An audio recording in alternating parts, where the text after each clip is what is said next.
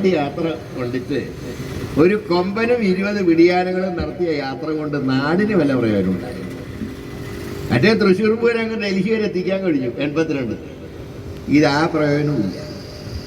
അത് മാത്രമല്ല, ഈ മുഖ്യമന്ത്രിക്ക് ആ ബസ്സിലൊരു കറങ്ങുന്ന കസാല. എന്തിനറിയോ? കുറേയുള്ള മന്ത്രിമാരെപ്പോഴും നോക്കാം, തിരിഞ്ഞു നോക്കുന്നതിനേക്കാൾ നല്ല ഒന്ന് കറങ്ങുകയല്ലേ. ഒന്നാമത് ഈ മുഖ്യമന്ത്രിയുടെ അടുത്തിരിക്കുന്നതിന് മന്ത്രിമാർക്ക് വലിയ ടെൻഷനായി. ഏതായാലും 2 മന്ത്രിമാരുടെ ECGയിൽ എപ്പോഴും വേരിയേഷൻ ഉണ്ടായി. ഒന്ന് അവിടെ കൃഷ്ണൻകുട്ടിയുടെയും 2 AK ശശീന്ദ്രനും. 2 പേരെയും പല സ്ഥലത്ത് ആശുപത്രിയിൽ അഡ്മിറ്റ് ആക്കേണ്ടി വന്നു. ഇങ്ങനെ കറങ്ങി ഇയാളുടെ ഇങ്ങനെ നോക്കുകയല്ലേ.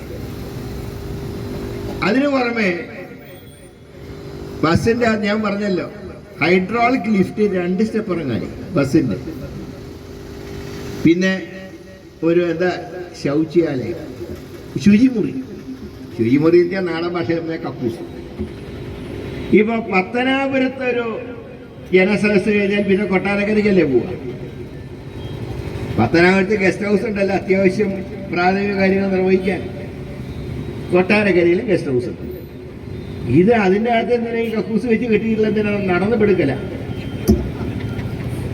ഇങ്ങനെയൊക്കെയുള്ള അനാവശ്യമായിട്ടുള്ളൊരു യാത്ര നടത്തി ആർക്കെന്ത് ഗുണമുണ്ടായി? അത് മാത്രമല്ല, ഇതിനു മുമ്പൊരു കേരളീയം നടത്തി. എവിടെ? തിരുവനന്തപുരത്ത് നവംബർ 1-ാം തീയതി. നല്ല അടച്ചുപൂട്ടുവാനുള്ള ഒരു ദുഷ്ടലാക്കോടുകൂടി ഇവിടുത്തെ പൊതു മാർക്കറ്റിലുള്ള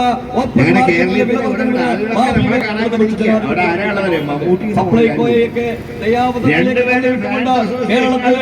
ഓണക്കാല വിപണിയിലേക്ക് ഭക്ഷ്യവസ്തുക്കൾ കോടിയും നൽകേണ്ടതും കടക്കണിയിലേക്ക് കേരളത്തിലെ ജനങ്ങളെ മുഴുവൻ തള്ളിവിടുന്ന ഒരു സാഹചര്യത്തിലേക്ക് കടന്നു പോവുകയാണ്.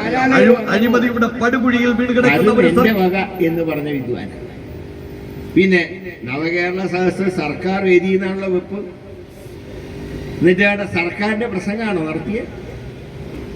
കേന്ദ്രത്തിലെ ചീത്ത പറഞ്ഞു. എന്താ പറഞ്ഞേ? മോഡിയെ കുറിച്ച് പറഞ്ഞില്ല. കാരണം മോഡിയെ കുറിച്ച് പറഞ്ഞാൽ ED അങ്ങോട്ട് കയറും ക്ലിഫ് ഹൗസിൽ. മോഡിയെ കുറിച്ചൊന്നും പറയുന്നില്ല, അമിത്ഷാനെ കുറിച്ചും പറയുന്നില്ല.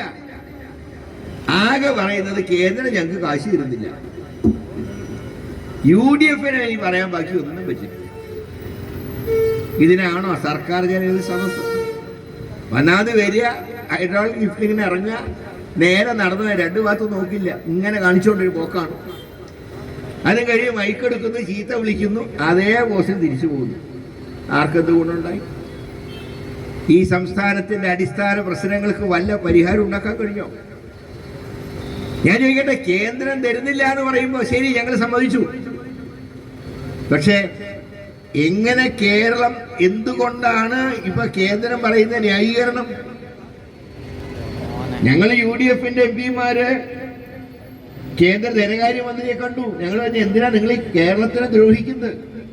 സംസ്ഥാനം ശരിയല്ല, ഞങ്ങൾക്ക് അഭിപ്രായമുണ്ട്. പക്ഷേ കേരളത്തിലെ സർക്കാർ ജീവനക്കാരെ ദ്രോഹിക്കരുത്, പെൻഷനുള്ളവരെ ദ്രോഹിക്കരുത്, ക്ഷേമ പെൻഷൻ കൊടുക്കേണ്ടവർക്ക് കൊടുക്കണം. അതിന് നിങ്ങൾ രാഷ്ട്രീയം കാണരുത്. നിർമ്മല സീതാരാമൻ ചോദിച്ചു, ഇപ്പൊ പ്രശ്നം നിങ്ങളുടെ എന്താണെന്നറിയോ? നിങ്ങളുടെ സംസ്ഥാനത്തിന് പൊതു കടമെടുക്കാനുള്ള പരിധി, അത് നിങ്ങൾ കിഫ്ബി നടത്തിയല്ലോ, കിഫ്ബിയിലെ വായ്പ, ആ തുക കൂടെ നിങ്ങൾക്ക് കടമെടുക്കാവുന്നതിന്റെ പരിധിയിൽ കൂട്ടിയപ്പോ ഇനി നിങ്ങൾക്ക് കടമെടുക്കാൻ പറ്റില്ല.